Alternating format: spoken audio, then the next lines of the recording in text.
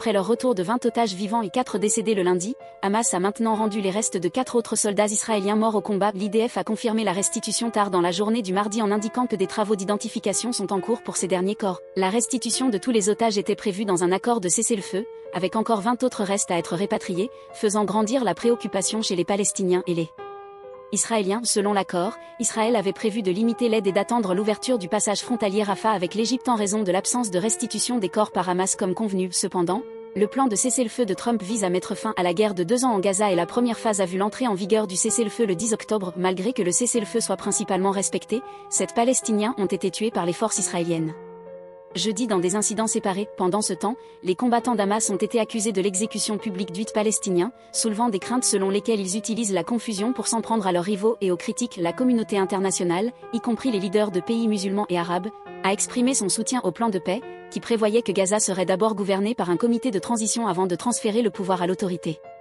palestinienne après des réformes. Cependant, les premiers ministres israéliens Benjamin Netanyahou et Hamas ont manqué ces réunions. Le destin de ce fragile cessez-le-feu et la deuxième phase des négociations flottent au bord de l'équilibre en raison du retard dans le retour de tous les corps, qui pourrait potentiellement mettre fin à un nouveau conflit.